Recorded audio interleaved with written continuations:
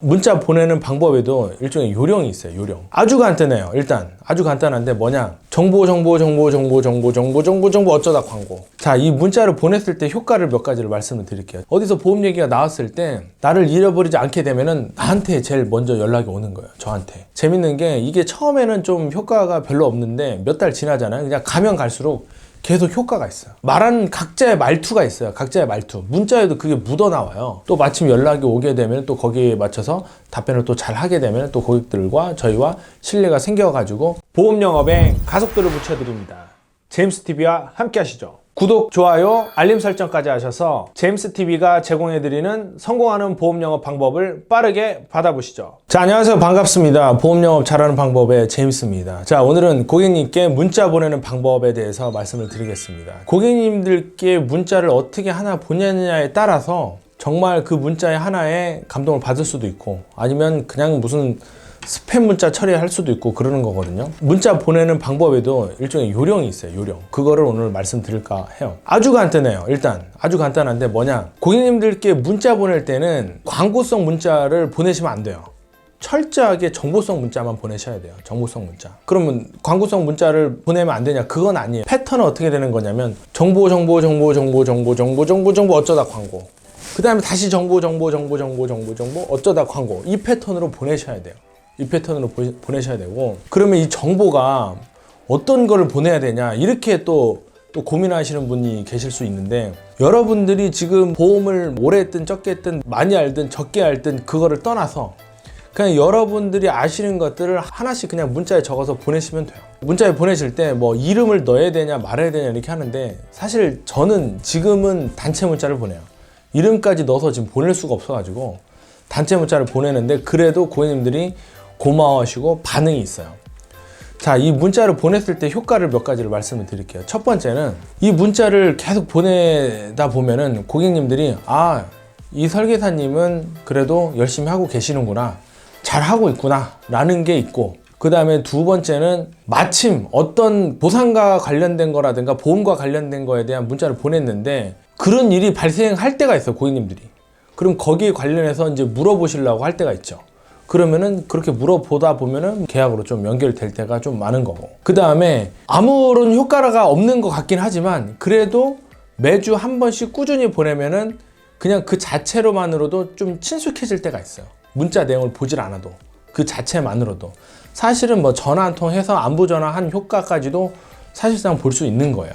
그러니까 문자 보낼 때 요령은 가장 중요한 게 첫 번째가 정보성 문자다. 그리고 최대한 정보성 문자를 보내고, 진짜 참기 힘들면은 광고성 한번 문자를 보내도 되는데 무조건 정보성 문자를 보내면 된다. 그 다음에 이거를 자주 보내면 안 돼요. 자주 보내면 안 되고 일주일에 한 번씩만, 매월 같은 요일에 같은 시간에 보내시면 좋은데, 그냥 제가 그 학습하기로는 월요일 날 한 8시 정도? 왜냐면 그 시간에 보통 출근할 시간이거든요. 그때 보내시면은 고객님들이 좀 많이 보고 뭐 답변도 주시더라 라는 거예요. 최대한 진정성 있게 보내라. 이게 무슨 말이냐면, 딱 봐도 이거 문자 어디서 복사한 거야 뭐 이런 느낌, 이런 거는 조금 안 좋아요.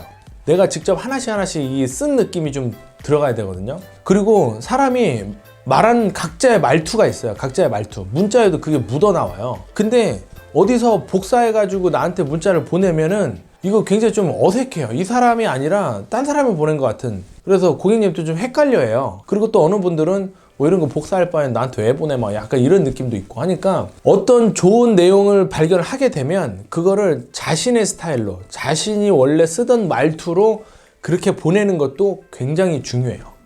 그래서 정보성 문자 보내면서 그거를 일주일에 한 번씩만 보내면 효과는 고객님들께 내가 열심히 하고 있다는 거를 계속 알려드리는 거고, 그 자체만으로도 또 친숙해지는 거고, 또 마침 그런 일이 있게 되면 저한테 전화가 와서 또 보험 계약으로도 이어지는 건데, 재밌는 게 이게 처음에는 좀 효과가 별로 없는데 몇 달 지나잖아요. 그냥 가면 갈수록 계속 효과가 있어요. 그리고 심지어 이런 경우가 좀 많았어요. 뭐냐면, 예를 들면 이제 광고성 문자를 보내잖아요.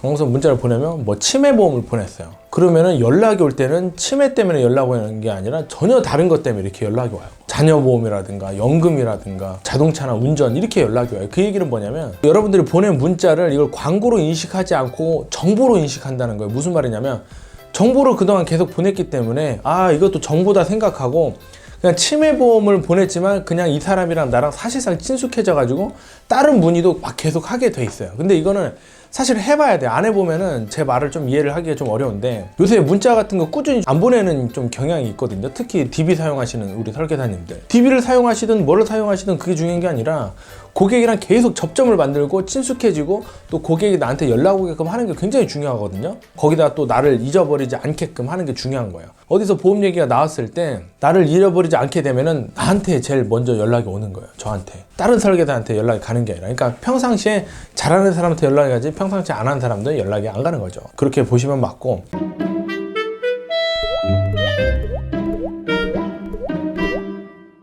그러니까 이 세 개를 제가 정리를 하자면은, 일단은 정보성 문자를 보내라. 첫 번째.